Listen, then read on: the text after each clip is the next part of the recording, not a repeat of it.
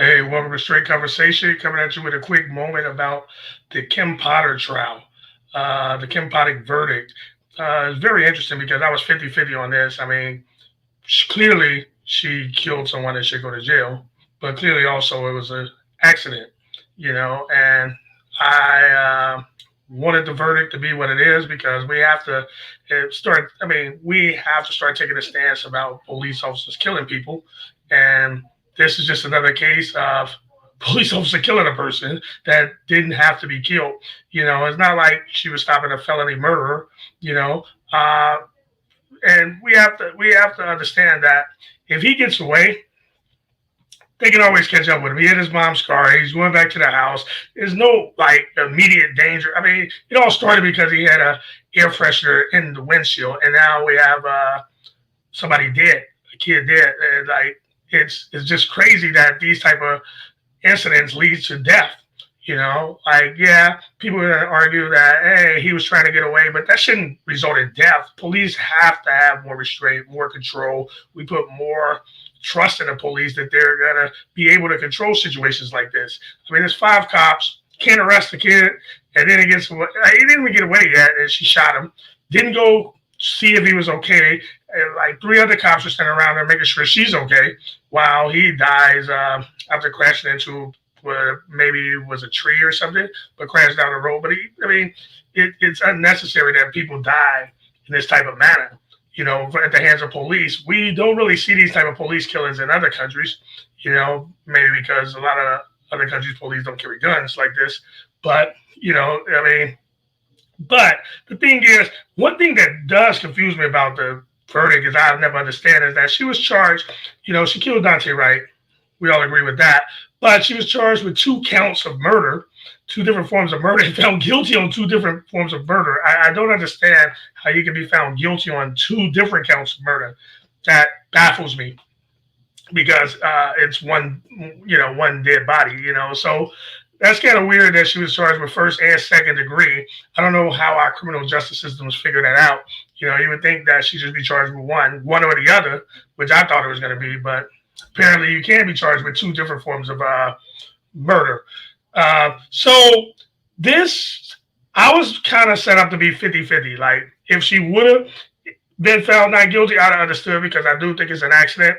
But again, I think I'm glad the verdict is what it is. I don't understand the hero.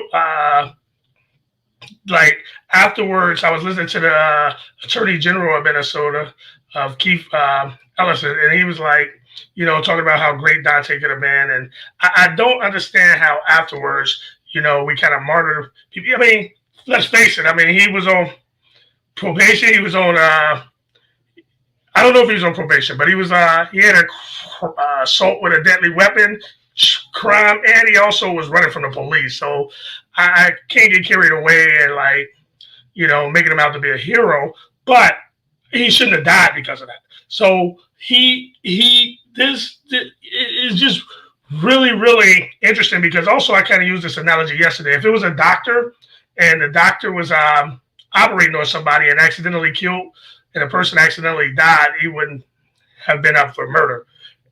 Police is one of the only professions where somebody can accidentally die on a job, and you can be charged with murder because I think people accidentally die on jobs all the time, and the person that did it is not up for murder. But not again. I agree with the verdict. I am glad the verdict came out the way it is because it's about time that we have to send a message to police officers that the way that you are policing, is not working. It's not working for majority of the people. People are just sick and tired of having to justify why police are killing people. She made a terrible mistake and will pay the price, and rightfully so. Also, this verdict saves a lot of rioting that would have surely happened if it went the other way, in my opinion. Yeah, and that's very possible, Brandon, that people could have rioted, but the court, like outside the courtroom, was pretty empty. I mean, a lot of the people. I don't think people would set up the protest. Maybe wait until nightfall. Maybe it was cold. Maybe it was the holidays. But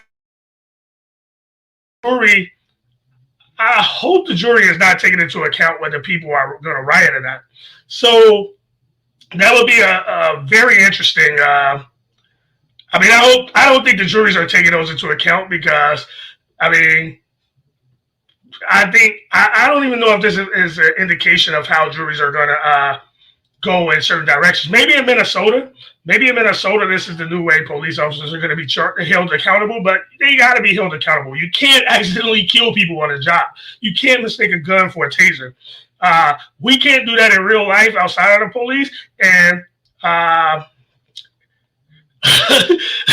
saves Ryan, okay? I don't know that it saves Ryan either, but it is interesting. But we can't this like we have to start holding police accountable, and I think this goes a long way toward holding police accountable. You can't mistake guns for tasers. People are tired of hearing the accidents. You know, like I accidentally did this. I feared for my life. I was worried about like now with video cameras, now with social media, now police are going to be held accountable. If that people are going to say that more police officers are going to quit, then so be it, because we have to have accountable police. The other way is that people in disenfranchised communities continue to fear the police, and that's not right either. So we have to have, police have to be held accountable, and this goes a long way to holding them accountable. I did find interesting that a lawyer.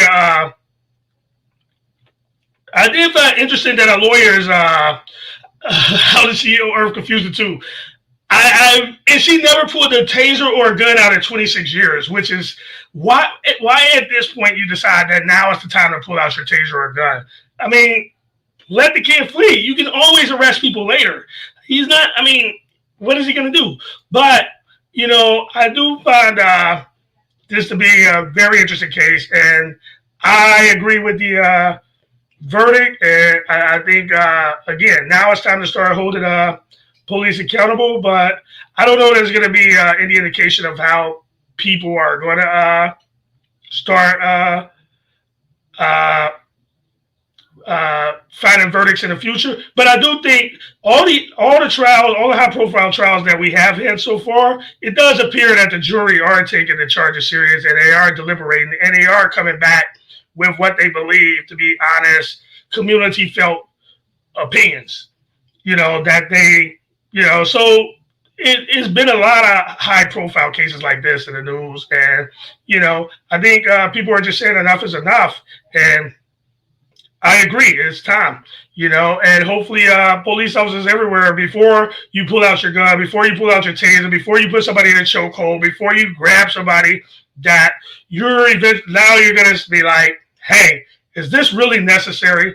And, if bad cops keep quitting, I'm cool with that. If good cops keep quitting, it's unfortunate, but we have to hold bad cops accountable. And will we even be in a situation if good cops held bad cops accountable?